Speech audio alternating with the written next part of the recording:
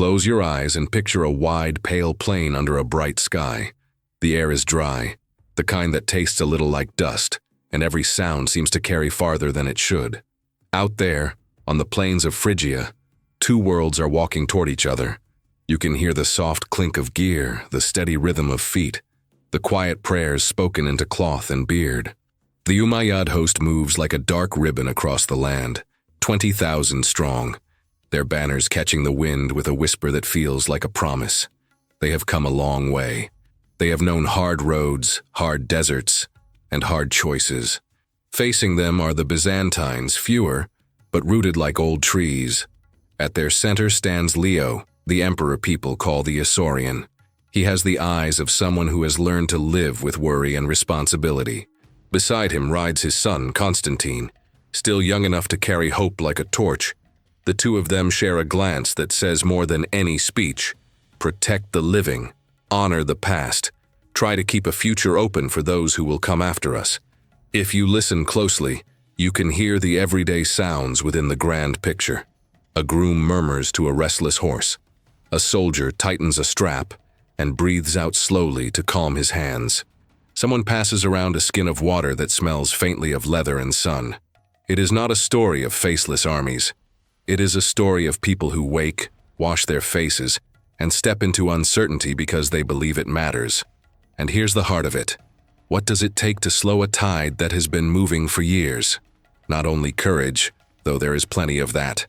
Not only skill, though that matters too. It takes the quiet discipline to hold a line when the earth seems to shake. It takes trust between leaders and those who follow.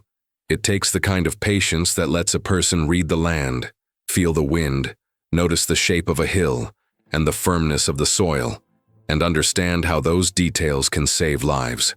This is Akroinon, in the year 740 after Christ, a point on the map where many roads meet. Faith, ambition, fear, and the simple desire to return home. For years, raids have scarred Anatolia like scratches on a shield. Now, instead of another quick strike, a great push arrives, and Byzantium answers with something steadier than noise: preparation, clarity, and the stubborn will to endure. As we wander into this story together, let's carry a question with us. How do communities survive long seasons of strain without losing themselves? You'll see it in the way messengers move between units like threads stitching fabric. You'll hear it in the brief, honest words traded between a father and a son, who both know that leadership is less about pride and more about care. You'll catch it in the way the soldiers steady one another with small human rituals, sharing bread, checking gear, trading a light joke to break the tension. And if you enjoy traveling these old roads with us, following footprints that are still in a way warm, go ahead and support the journey. Like the video, subscribe to the Medieval Archives and tap the bell so you don't miss the next step. Stories like this are bridges. We cross them together, and when we look back, we see not only what happened then, but what it still teaches us now. Imagine standing on the edge of the Anatolian plateau in the early months of the year 740 after Christ. The winter has just loosened its grip, and the roads are beginning to dry. If you were a farmer in one of the small villages dotting the landscape, you might have felt it first as a rumor. A whisper passed from merchant to monk, from soldier to shepherd. Something is different this year. Something bigger is coming. For generations, the people of Byzantine Anatolia had learned to live with a terrible rhythm.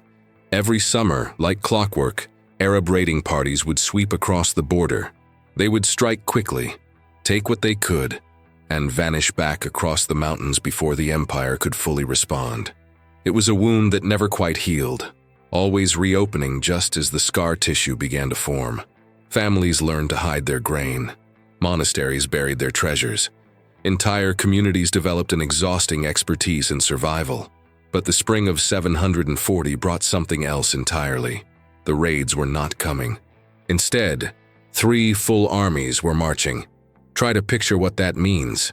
Not a few hundred horsemen slipping through mountain passes under cover of darkness, but tens of thousands of men moving in coordinated columns, supply trains stretching for miles, siege equipment creaking along behind infantry formations. This was not harassment. This was invasion.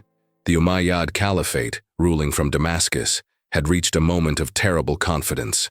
They had conquered from the shores of the Atlantic to the borders of India. They had built an empire that made Rome's old dominion look modest by comparison. And now, after decades of testing Byzantine defenses with raids, they had decided the time had come to finish what they had started. Anatolia, the heartland of Byzantine power, the breadbasket and recruiting ground of the empire, would finally fall. Among the three armies crossing into Byzantine territory, one force stood out for the reputation of its commanders. Abdallah al-Battal was a name that Byzantine mothers used to quiet restless children. He had fought in more campaigns than most men could count, and his survival alone testified to his skill. Beside him rode Malik ibn Shuaib, equally seasoned, equally determined.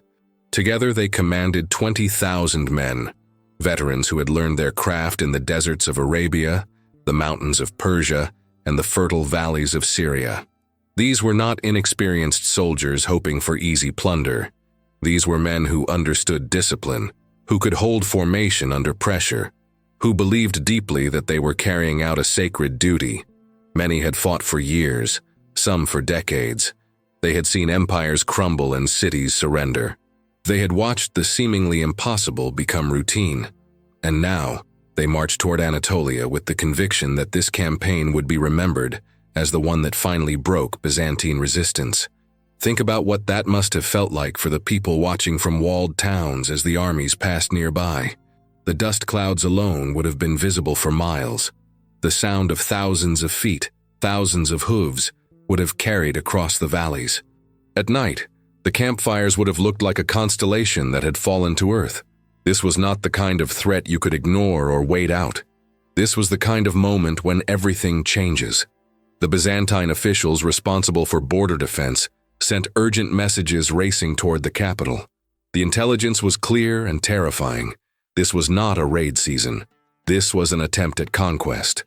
The Umayyads were coming with enough force to stay, to hold territory, to permanently reshape the map. And here is where the human element becomes so important. Because empires do not defend themselves. Buildings and borders and abstract ideas about sovereignty do not march out to meet invaders. People do. And in 740, the people who had to respond were tired. They were tired from decades of raids. They were tired from theological controversies that had torn at the fabric of society. They were tired from plague and drought and all the accumulated weight of trying to hold together a civilization that felt like it was slowly coming apart at the seams. But tired people can still choose to stand, and that is exactly what they did. When the news reached Constantinople, when Emperor Leo received confirmation that 3 armies were moving deeper into his territory, he made a choice that would echo through the centuries. He would not hide behind walls. He would not wait for the invaders to exhaust themselves. He would gather what forces he could, march out to meet them, and settle this in open battle. It was an enormous risk. Byzantine emperors who lost battles often lost their thrones, and sometimes their lives. But Leo had not survived years of war and conspiracy by playing it safe. He understood something fundamental about leadership in moments of crisis. Sometimes the most dangerous choice is actually the least dangerous option available. So the call went out across the empire. Themes, military provinces were ordered to send their best units. The imperial guard prepared to march. And beside the emperor, wearing armor probably still a bit too large for his frame, rode his son Constantine. The young prince was learning a lesson that no amount of palace education could teach: what it means to carry responsibility for thousands of lives, to make decisions knowing that people will die because of them, and to keep moving forward anyway. As these two forces moved toward each other across the Anatolian plateau, ordinary people caught between them must have prayed with an intensity born of genuine terror. Would their homes become battlefields? Would their fields be trampled? Would they even survive to see the outcome? The storm was gathering, and soon, on a plain near a place called Akroinon, it would finally break. Let me tell you about a man who never expected to become emperor. Leo was born somewhere in the rough mountains of Isauria, a region known for producing tough, practical people who understood hardship as intimately as they understood the feel of stone under their hands. He had not grown up in the purple-draped halls of the great palace, learning courtly manners and classical Greek. He had grown up learning how to survive, how to lead men in difficult terrain, how to make decisions when there was no perfect choice available. And yet here he was in the year 740 after Christ, wearing the imperial crown and facing perhaps the gravest crisis of his reign. If you could have seen Leo's face on the morning he received confirmation that 3 Umayyad armies had crossed into his territory, you would have seen something remarkable. Not panic, not despair, but a kind of grim clarity. This was a man who had learned to carry weight without complaining about how heavy it was. People called him the Isaurian, using his homeland as a sort of shorthand for everything he represented. Practical, direct, uninterested in luxury or pretense. He had come to power through a combination of military skill and political acumen during one of the empire's darkest periods. The great Arab siege of Constantinople, which had threatened to erase Byzantine civilization from the map just a generation earlier, had ended partly because of his leadership. He knew what it meant to stand between his people and annihilation. But here is what makes this moment so deeply human. Leo was not just an emperor making strategic calculations. He was also a father standing beside his son, watching that son prepare to face the reality of war, for perhaps the first time on this scale. Constantine was young, probably in his early 20s. Imagine being that age and knowing that in a matter of days you will be in a battle that could determine whether your family's empire survives or falls. Constantine had been named co-emperor alongside his father, a Byzantine tradition meant to ensure smooth succession. But titles mean nothing when arrows start flying. On the battlefield, he would simply be another man in armor, another target, another person trying to stay alive while making decisions that affected thousands. What do you think they talked about as they rode together toward Akroinon? We do not have their exact words, but we know something about the relationship between fathers and sons who shared dangerous work. There would have been practical discussions about tactics and logistics, certainly. But there would also have been quieter moments. Perhaps Leo shared stories from his own early campaigns, not to boast, but to reassure. Perhaps he pointed out details in the landscape, explaining how terrain shapes battle. Perhaps there were silences that communicated more than words ever could, a shared understanding that they were doing what needed to be done, even though it frightened them. Because make no mistake, they were frightened. Courage is not the absence of fear. It is the decision to act despite fear. And both Leo and Constantine had plenty of reasons to be afraid. The army they were leading was smaller than the Umayyad force they would face. Byzantine military power had been ground down by decades of constant warfare. The empire's resources were stretched thin. Many of the soldiers marching with them were farmers and townspeople who spent most of the year working their fields or shops, only assembling when crisis demanded it. They were not professional warriors in the way that many of the Umayyad veterans were, but they had something else, something harder to measure, but no less real. They were fighting for their homes. When a Byzantine soldier looked back over his shoulder toward the west, he was looking toward villages where his family lived, toward churches where he had been baptized, toward graves where his ancestors rested. This was not an adventure in a distant land. This was existential. If they failed here, their entire world might fail with them. Leo understood this deeply.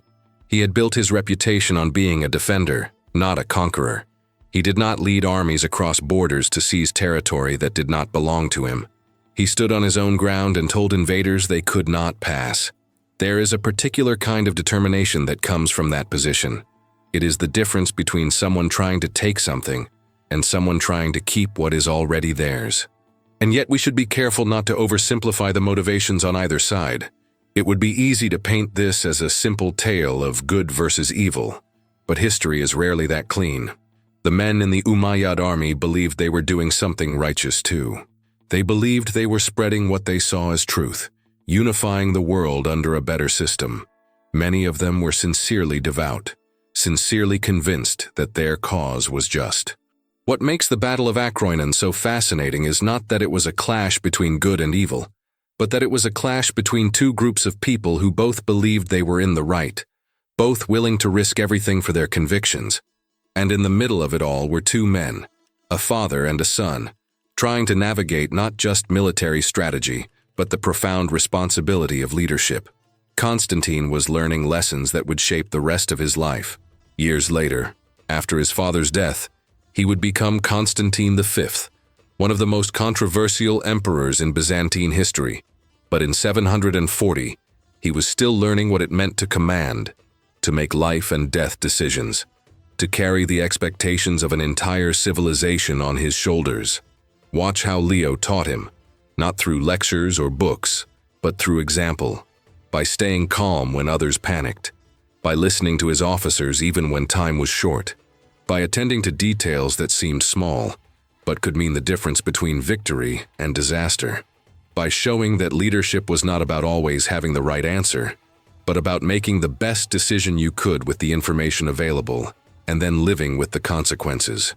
As the Byzantine army approached the plains near Akroinon, as scouts began to report the position and strength of the Umayyad forces, as soldiers checked their equipment and whispered prayers, Leo and Constantine must have shared a moment of understanding.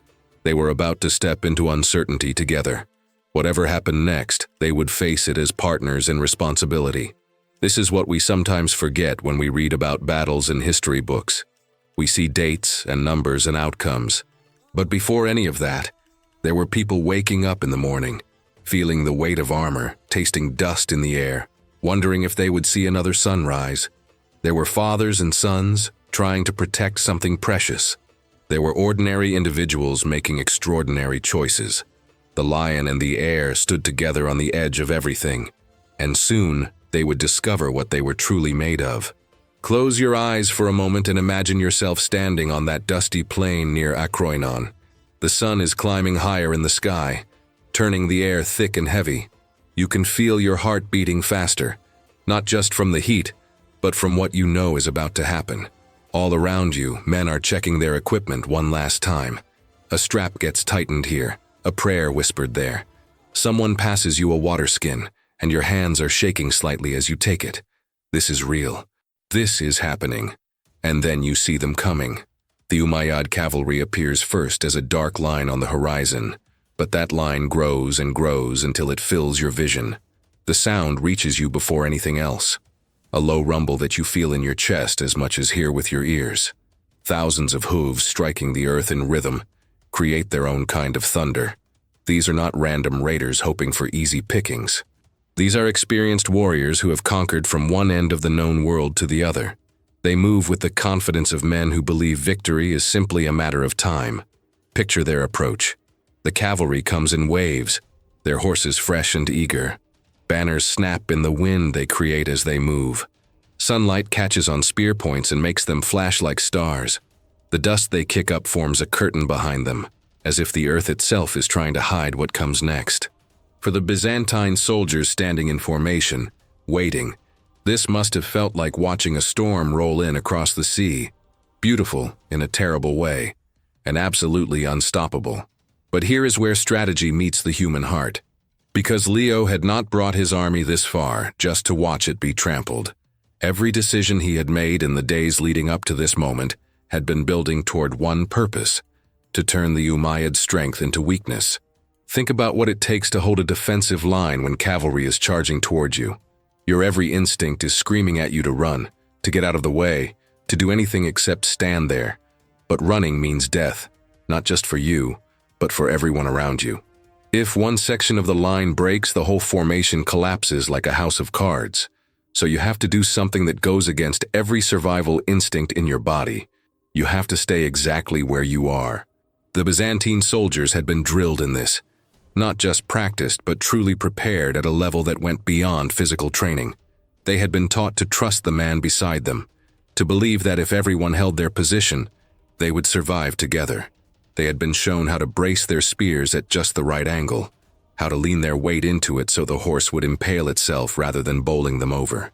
They had learned to breathe slowly, to keep their hands steady, to focus on the next 10 seconds rather than imagining the next 10 minutes. And when those cavalry waves crashed against the Byzantine line, something remarkable happened. The line held, not because the Byzantines were physically stronger than their opponents, not because they had better equipment or were braver. The line held because each man had internalized a simple truth. His life depended on the person next to him, and that person's life depended on him. It is one of the most profound forms of trust that human beings can share, but defense alone does not win battles. Leo knew this. He had positioned his archers in carefully chosen spots where they could do the most damage. These were not random volleys shot blindly into the air. Byzantine archers had been training for years, some for their entire lives. They knew how to judge distance, how to account for wind, how to time their release so that arrows would rain down on the enemy at the moment of maximum confusion. Picture what that looked like from the Umayyad perspective. You are charging forward with complete confidence, certain that your momentum and numbers will carry the day. And then the sky darkens, not with clouds, but with thousands of arrows arcing overhead. Before you can fully process what is happening, men around you are falling, horses are screaming and rearing. The tight formation you were counting on starts to come apart, and that is when the cataphracts entered the battle. Cataphracts were something special in the medieval world. Imagine a knight in full armor. But this is the year 740, centuries before what we typically think of as the age of chivalry. Both horse and rider are covered in metal scales that overlap like fish skin, creating a kind of flexible armor that can turn aside most weapons. When these heavy cavalry charge, they do not just hit an enemy formation, they shatter it. Leo had been holding his cataphracts in reserve, waiting for exactly the right moment. Because here is what most people do not understand about medieval battle. It is not constant chaos from start to finish. There are rhythms to it, moments when one side is vulnerable, openings that appear and disappear in seconds. A great commander does not just see these moments, he creates them. The Umayyad cavalry had committed fully to their charge. They had thrown their weight forward, expecting the Byzantine line to break. When it did not, they found themselves in the worst possible position, pressed up against an unmoving obstacle, with their momentum spent, unable to easily withdraw. They were like waves that had crashed against a cliff and now had nowhere to go. That was when Leo unleashed his cataphracts. Try to imagine the sound, the ground shaking under the weight of armored horses moving at full speed, the crash as metal met metal, the shouts of men trying to organize a defense against something they had not anticipated. The Umayyad force, which moments before had been the aggressor, suddenly found itself fighting for survival. But let us pause here and talk about something we often miss in accounts of medieval battle. These were not abstract forces colliding on a game board. Every man in that chaos was a person, someone's son, possibly someone's father or brother. Each one woke up that morning not knowing if he would see another. Each one carried memories, a favorite meal his mother used to make, a girl who smiled at him once, a prayer learned in childhood, a dream about the life he wanted to build after the fighting ended. The Umayyad soldiers were not monsters or villains. They were men who believed in their cause, who had been told that this campaign mattered, who fought bravely even as their formation began to crumble. But belief and bravery are not always enough. Sometimes strategy and preparation win the day. The truth is that the Umayyad forces excelled at what they knew best: rapid raids, quick strikes, the ability to appear out of nowhere, take what they wanted, and vanish before defenders could organize a proper response. They had been doing this for decades with enormous success. But this battle at Akroinon was different. This was not a raid. This was a set-piece battle against a prepared, disciplined force that had chosen the ground and was fighting with the desperation of people defending their homes.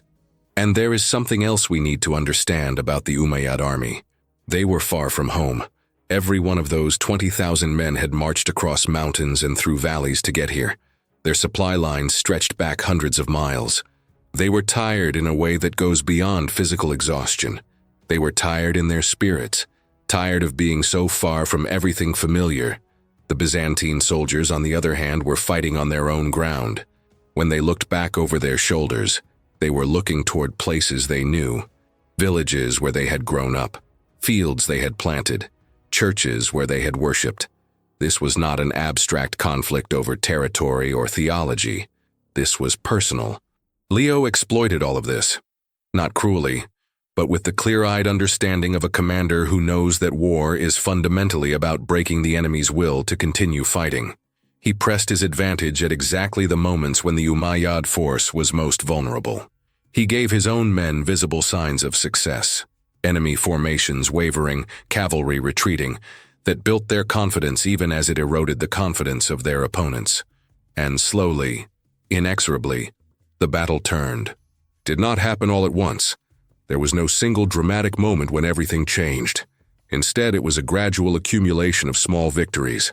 A Byzantine unit holds its ground where everyone expected it to break. An archer's arrow finds its mark at a critical moment. A cataphract charge scatters an enemy formation that was trying to regroup. Each small success made the next one slightly easier, while each small setback for the Umayyads made their situation slightly worse. This is how battles are actually won, more often than not. Not through grand heroic gestures, but through the accumulation of countless individual choices made by people who are frightened and exhausted, but keep doing their jobs anyway. And through it all, Leo and his son Constantine were there, visible to their troops, making decisions, adjusting tactics, providing the steady leadership that kept their forces focused. This was the education of a future emperor. Constantine was learning in the most direct way possible what it meant to command, to be responsible for thousands of lives, to make choices knowing that people would die because of them. By the time the sun began its descent toward the western horizon, the outcome was becoming clear. The Umayyad force that had charged with such confidence that morning was now fighting a desperate defensive action, trying to organize an orderly retreat before it turned into a complete collapse. The Byzantine soldiers, who had spent hours holding that line with nothing but discipline and trust keeping them together, could finally see that their sacrifices had meant something. They had faced what seemed impossible and had emerged victorious. Not because they were superhuman, but because they were well-led, well-prepared, and fighting for something they believed in more deeply than any tactical advantage could measure. This is what truly matters in understanding the clash at Akroinon. Yes, there was strategy. Yes, there were tactical innovations and clever use of terrain and all the technical details that military historians love to analyze. But underneath all of that was something more fundamental.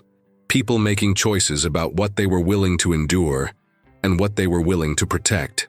The smaller Byzantine force had defied the overwhelming Umayyad army not through magic or miracle, but through preparation, discipline, and the kind of courage that shows up not in grand gestures, but in small, repeated acts of holding your position when everything inside you wants to run. That is the real secret of medieval warfare. And honestly, the real secret of any kind of struggle against seemingly impossible odds. Sometimes you do not need to be the strongest or the fastest. You just need to be the one who refuses to quit, who keeps showing up, who holds the line when everyone expects it to break. And on that dusty plain near Akroinon, in the year 740 after Christ, that was enough to change history. Have you ever wondered how a smaller force could defy an overwhelming enemy? Like this video, share it with friends, and subscribe to the Medieval Archives to uncover more secrets of medieval warfare. There is a moment in every great struggle when the balance shifts. Not suddenly, not with trumpets and announcements, but quietly, almost imperceptibly at first. Like watching ice begin to crack on a frozen river. You hear a sound, faint and distant, and then you realize the whole surface is about to give way.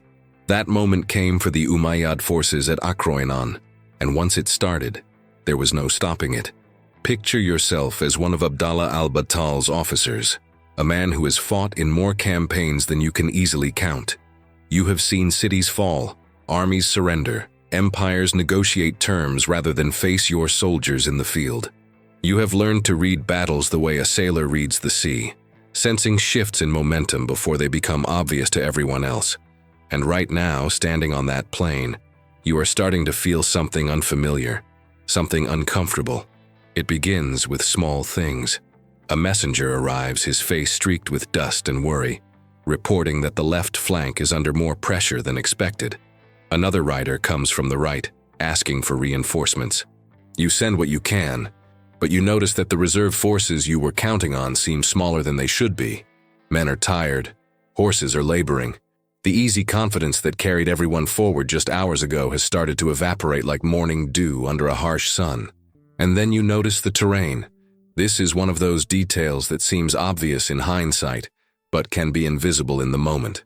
The Umayyad force had pushed forward aggressively, pursuing what looked like an advantage. But in doing so, they had moved into ground that Leo had chosen for them.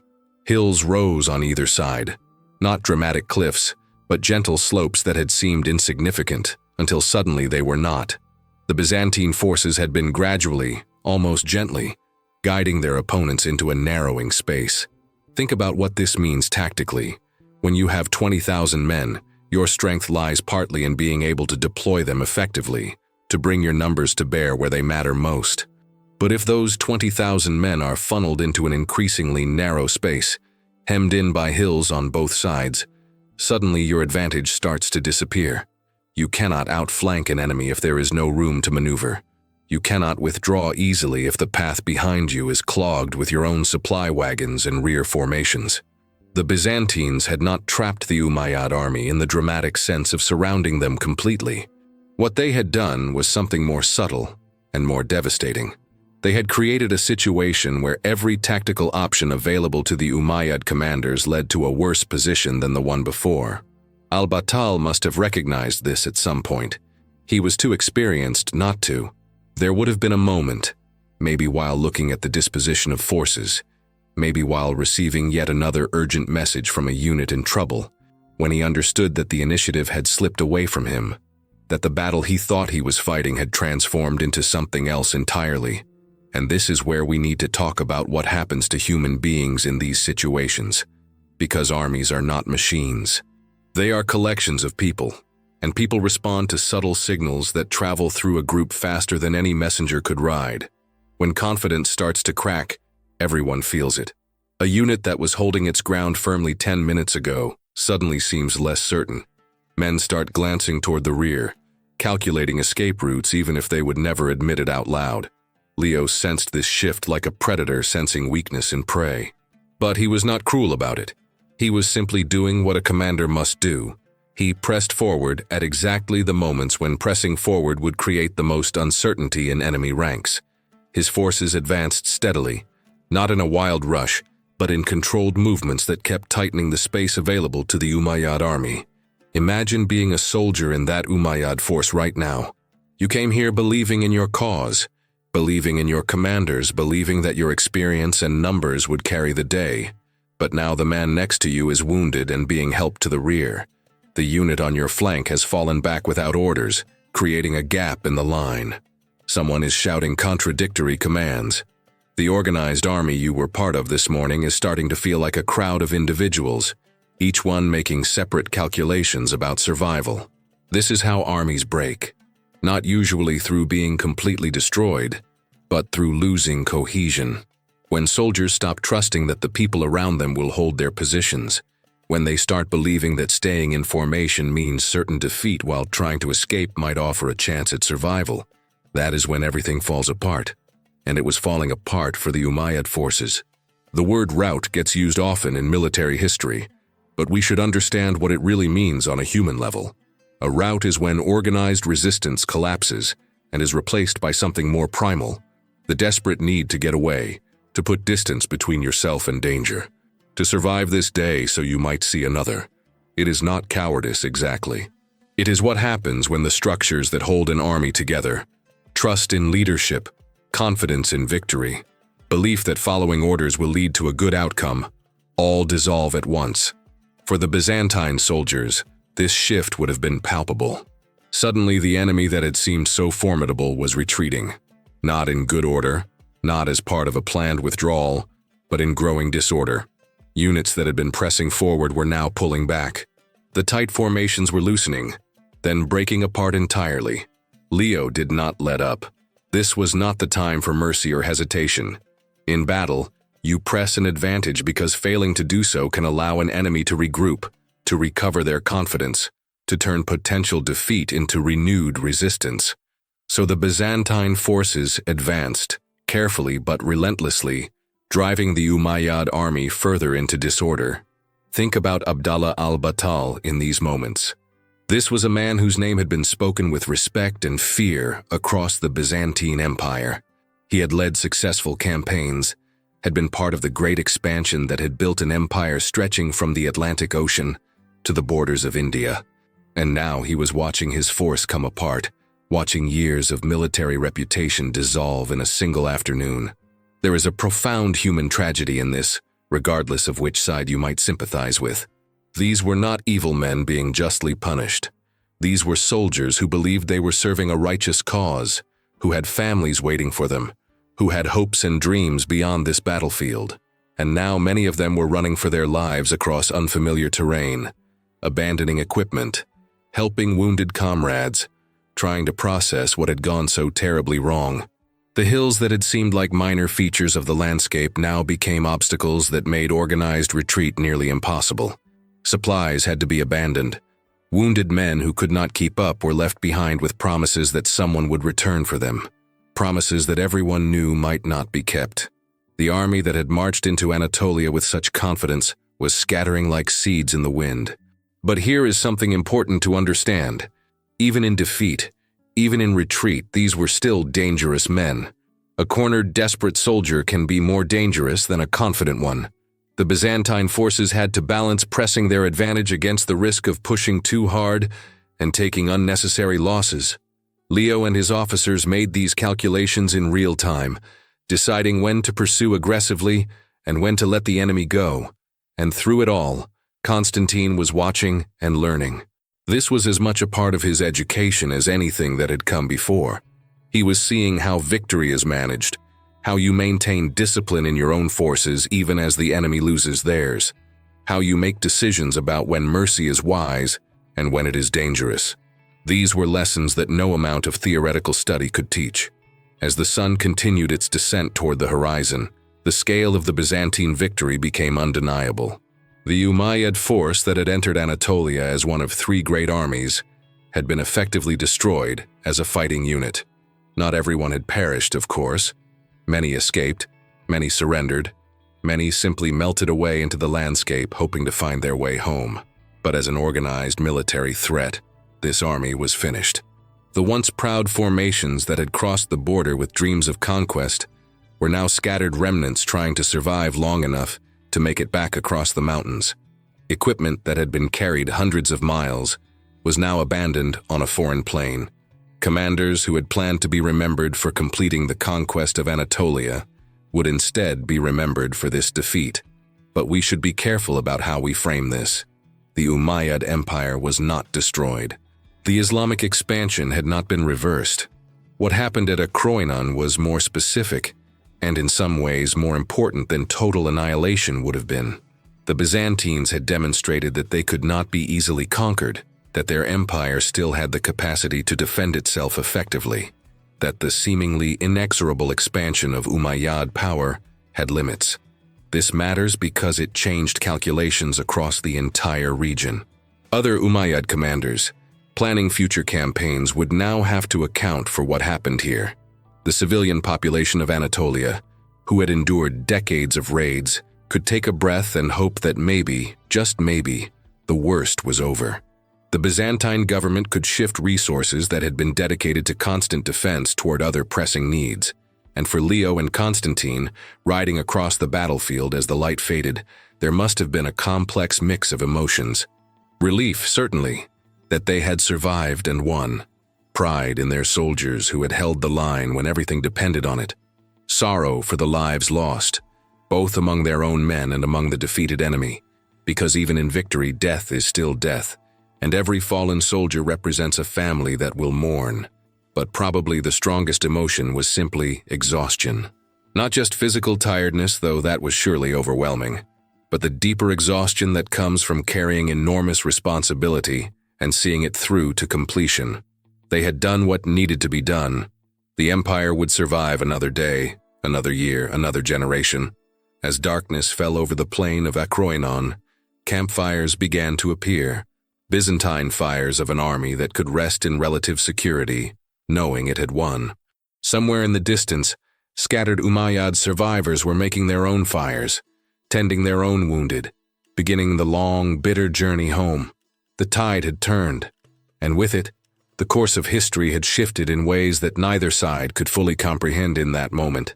Sometimes the most important battles are not the ones that destroy empires, but the ones that prove empires can be defended.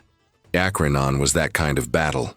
A victory that mattered not because it ended everything, but because it proved that endings were not inevitable. Imagine waking up the morning after the battle. The sun rises over the same hills, touches the same stones, warms the same earth, but everything feels different. There is a quality to the light, perhaps, or maybe it is just the way people move, a little slower, a little more deliberately, as if testing whether the world has truly changed, or if this is all some fragile dream that might shatter with the wrong word or gesture. For the Byzantine soldiers camped on the plains near Akroinon, that morning must have carried a strange mixture of feelings. There is relief, of course. The profound, almost disorienting relief of having survived something you were not certain you would survive. But there is also grief for the friends who did not make it, confusion about what comes next, and underneath it all, a slowly dawning realization that something significant has happened here. Something that might echo far beyond this single day. The messengers went out first. Men on fast horses, carrying news that would ripple across the empire like stones dropped in still water. They rode to Constantinople, to the provincial capitals, to military outposts and monasteries and small villages that had been holding their breath for weeks. And wherever they went, they carried the same message. We won. The invasion has been turned back. The threat has been stopped. Try to picture what that news meant to a farming family in western Anatolia. For years, they had lived with a particular kind of dread. Every spring brought the question, will the raids come this year? Will we need to hide our harvest? Will we need to flee to the mountains with whatever we can carry?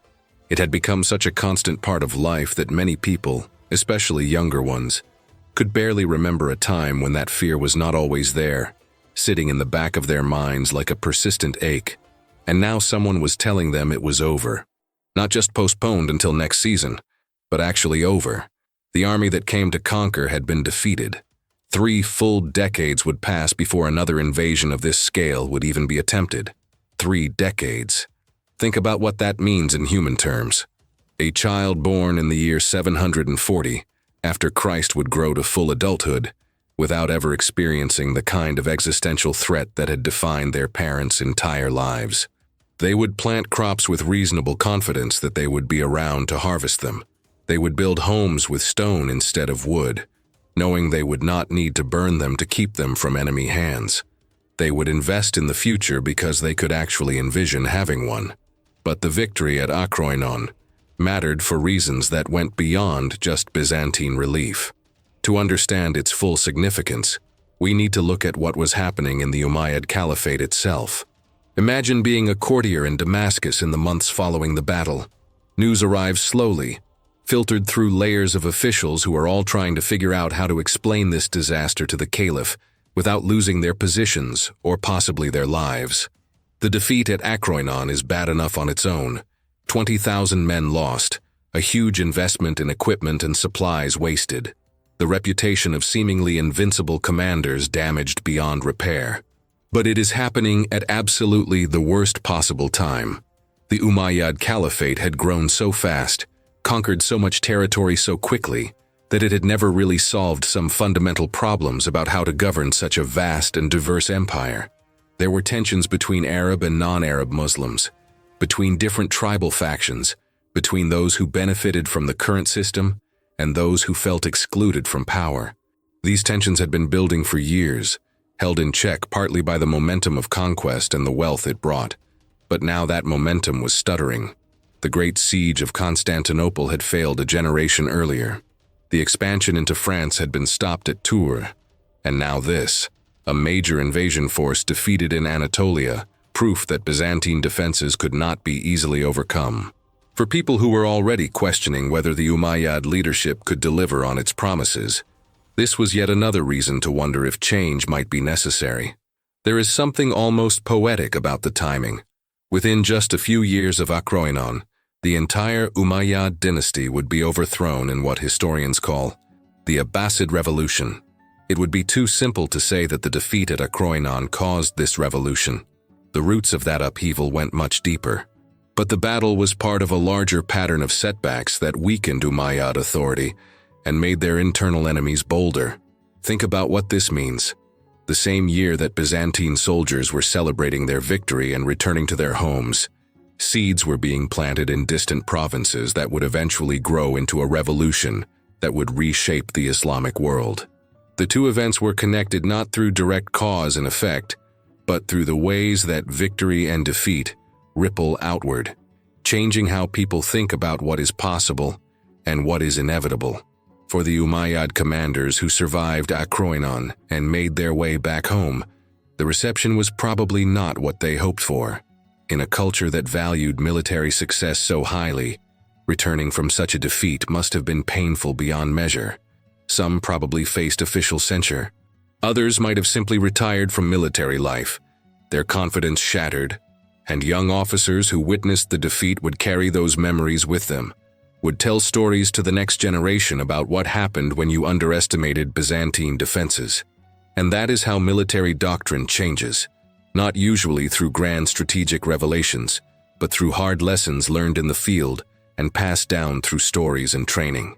After Akroinon, the Umayyad military and its Abbasid successors would approach Anatolia differently. The raids would eventually resume, yes, but the great invasions aimed at permanent conquest would not. The calculation had changed. The cost had been proven too high. Meanwhile, back in Byzantine territory, Leo was dealing with his own set of challenges. You might think that winning such a decisive victory would make an emperor universally popular, but medieval politics was more complicated than that. There were still theological controversies dividing the empire. There were still economic pressures and social tensions. Victory at Akroinon bought Leo breathing room and strengthened his position, but it did not solve every problem or silence every critic. What it did do, though, was give the empire confidence. The Byzantine state had been under enormous pressure for so long that a kind of fatalism had started to set in among some people. There were intellectuals who wondered if the empire was simply in irreversible decline, if the defeats would keep coming until there was nothing left to defend. Akroinon proved them wrong. It demonstrated that with good leadership, proper preparation, and soldiers willing to hold the line, the empire could still defend itself effectively. And for Constantine, the young heir who had fought beside his father, the victory became part of his identity. Years later, when he became emperor in his own right, he would face his own crises and make his own controversial decisions. But he would always carry with him the memory of that day on the plains near Akroinon, when he learned what it meant to defend something precious, to stand with others against overwhelming odds, to discover that victory was possible even when it seemed impossible. The 30 years of relative peace that followed were not perfect. There were still border skirmishes, still tensions, still moments of fear, but the existential dread was gone. The feeling that the empire might simply cease to exist, that Anatolia might be permanently conquered, that Byzantine civilization might be erased from the map. That particular nightmare had been banished, at least for a generation. Think about what people did with that time. Churches that had been neglected during the crisis years were repaired and beautified. Roads were improved. Trade routes became more reliable. Young people could pursue educations and crafts and businesses without constantly wondering if everything would be destroyed in the next raid. It was not a golden age exactly, but it was a breathing space, a chance to rebuild not just walls and buildings, but communities and hope. And here is something fascinating that we often miss in history. Peace enables memory. When you are constantly fighting for survival, you do not have time or energy to write things down, to preserve stories, to think carefully about what happened and what it meant. But in the decades following Akroinon, Byzantine historians and chroniclers had the space to record their experiences, to reflect on the crisis they had survived, to try to understand what had saved them. That is part of why we know as much as we do about this period, because people who lived through it had the luxury of looking back and saying, "This is what happened, this is how we survived, and future generations should know this story." They understood even then that what had occurred at Akroinon mattered not just for their own time, but for all the times that would come after. For the Islamic world, the period following Akroinon brought its own transformations. The Abbasid revolution would shift the capital from Damascus to Baghdad, would create new cultural syntheses, would launch what we now call the Islamic Golden Age, an extraordinary flowering of science, mathematics, philosophy, and art. It is one of history's interesting ironies that the same period that brought relief to Byzantine Anatolia also brought renewal and innovation to the Islamic world, just under different management. And in a strange way, this helps us understand something important about the battle itself. Akroinon was not about good triumphing over evil. It was not a story of civilization saved from barbarism or light defeating darkness. It was simply a moment when one empire successfully defended its heartland against another empire's attempt at conquest. Both sides were complex societies with rich cultures and genuine beliefs. Both sides produced art and learning and individuals of remarkable talent and character. What made Akroinon matter was not that it represented some ultimate victory of one culture over another, but that it established boundaries. It said, in effect, this far and no farther.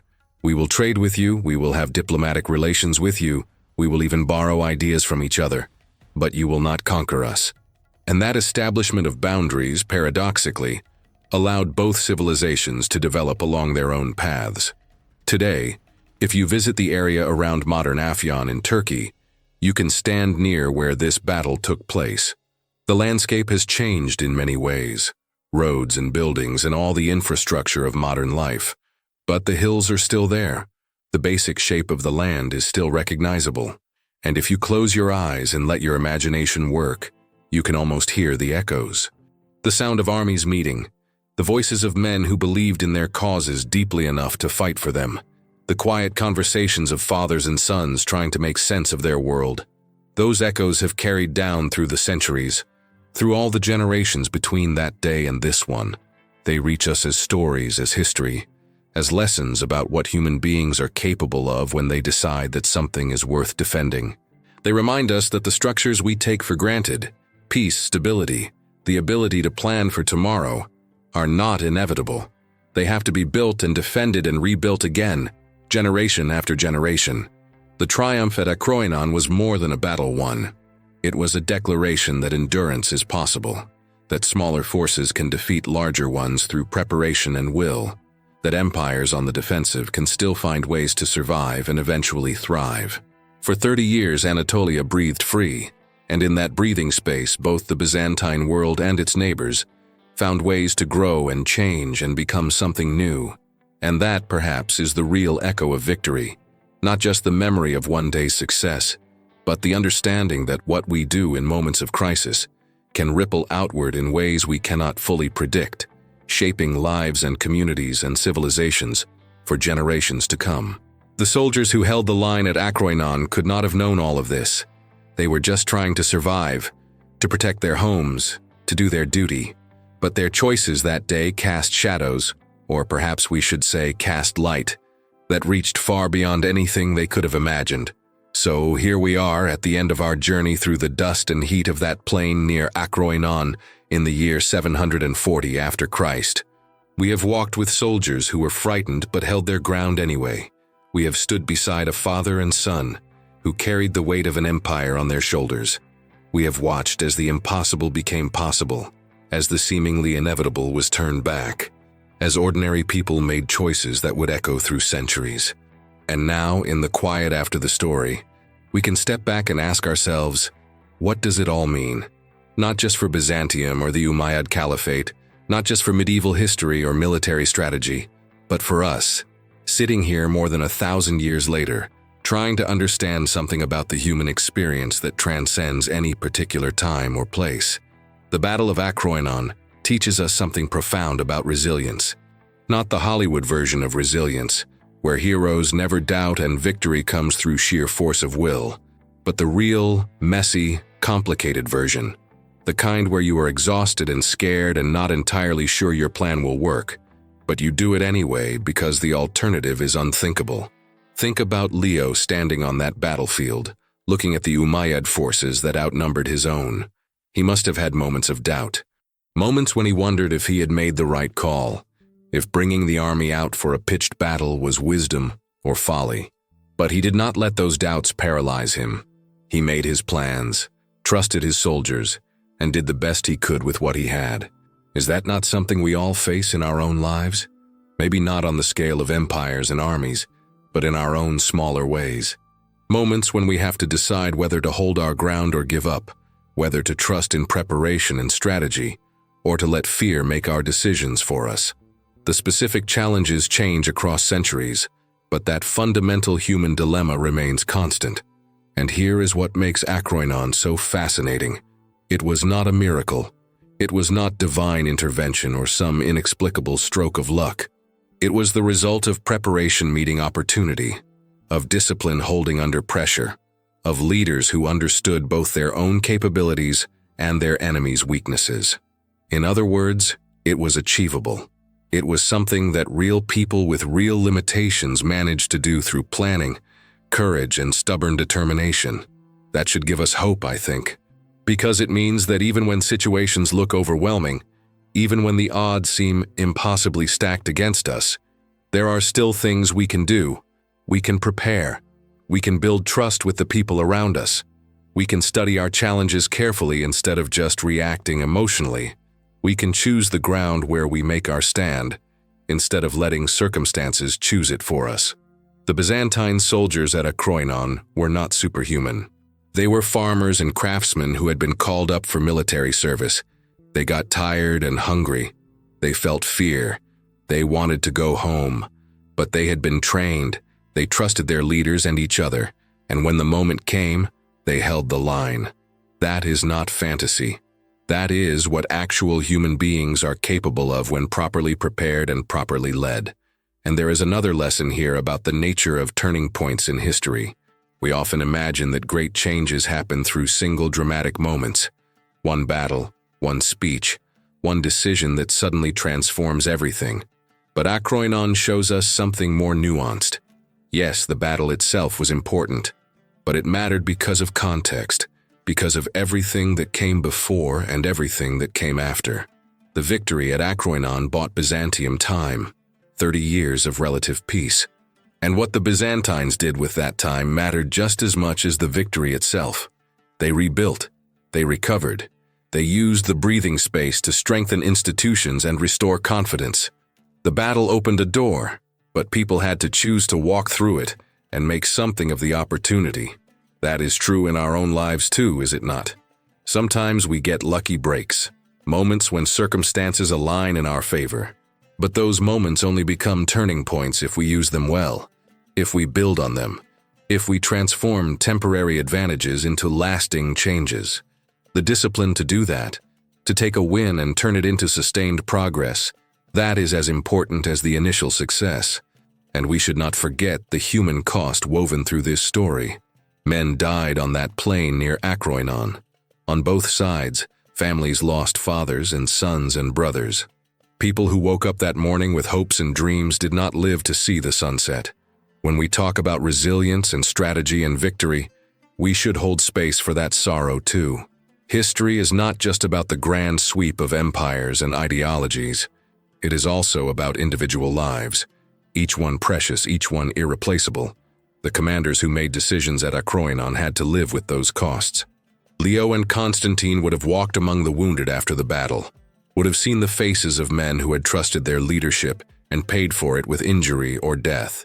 That is the burden of command, the weight that leaders carry when they send people into danger. And acknowledging that weight, honoring that sacrifice, is part of how we make sense of these stories. But here is something beautiful. Those sacrifices were not meaningless. The people who held the line at Akroinon gave their descendants 3 decades of peace. They gave communities time to heal, children time to grow up without constant fear, farmers time to rebuild their fields, and craftsmen time to perfect their trades. The ripples from that one day spread outward in ways that touched thousands upon thousands of lives for the better. And that brings us back to where we started, to the idea of echoes. Because that is what history is, really. Echoes of choices made by people who are long gone, but whose decisions still shape the world we live in. The institutions we inherit, the borders on our maps, the stories we tell ourselves about who we are and where we come from. All of it echoes with the voices of people who lived and struggled and chose and sacrificed long before we were born. Akroinon echoes down to us as a reminder that defense can succeed, that empires can endure, that the seemingly inevitable can be turned back. But it also echoes as a reminder of cost, of complexity, of the fact that every grand historical narrative is built from countless small human stories. Each one is real and important as our own. If you have stayed with us through this entire journey, if you have walked with us through the dust of the Anatolian plateau, and stood with Leo and Constantine and the soldiers who held the line, then you have done something important. You have kept those echoes alive for another generation. You have honored the memory of people who made choices that still matter. And if this story has resonated with you, if it has made you think about resilience in your own life or given you a new perspective on what people are capable of when they choose to stand together, then share it. Talk about it with friends. Like the video so others might find it. Leave a comment about what struck you most deeply. Subscribe to the Medieval Archives so we can continue these journeys together, exploring the moments when ordinary people shaped extraordinary events. Because here is the truth that connects us across all those centuries. We are not so different from the people who stood on that plain in 740. We face our own challenges, our own moments when we have to decide whether to hold the line or fall back, our own questions about what we are willing to defend and what sacrifices we are willing to make. The specifics change, but the fundamental human questions remain. And so we study history not just to learn what happened, but to learn what is possible. To understand that people in desperate situations have found ways forward, to see that preparation and courage and trust in each other can make a difference. To remember that the echoes of our own choices will reach forward into times we will never see, touching lives we will never meet. Until next time, stay vigilant. Not in the sense of being paranoid or fearful, but in the sense of staying awake to the lessons that history offers us, staying aware of how the past speaks to the present, staying ready to hear those echoes and learn from them, because they never fade. They are always there, waiting for anyone who chooses to listen. The story of Akroinon is your story too, in a way. Not the specific details, perhaps, but the spirit of it. The understanding that resilience is possible, that holding the line matters, that what we do in our own moments of crisis will echo forward in ways we cannot fully predict. And that is not a burden, that is a gift. The gift of knowing that our lives, our choices, our willingness to stand for something worth defending, all of it matters. So carry these stories with you. Let them inform how you think about your own challenges and your own capacity for resilience. And when you face your own Akroinon, whatever form it takes, remember the soldiers who held their ground when everything told them to run. Remember the leaders who made plans even when victory seemed impossible. Remember the people who chose hope over despair and endurance over surrender. Their echoes reach us still. And through our choices, through our own acts of courage and preparation and stubborn determination to protect what matters, we create echoes that will reach forward into futures we cannot yet imagine. That is the real lesson of Akroinon. That is the gift this story offers us across the distance of more than 1,200 years. And so the story ends where all good stories should. Not with a neat conclusion that ties everything up perfectly, but with an invitation to continue the journey, to keep listening for those echoes, to keep learning from the people who came before us, and to keep adding our own voices to the great conversation that is human history. Thank you for walking this road with us. Until we meet again on another battlefield, in another century, with another story to tell.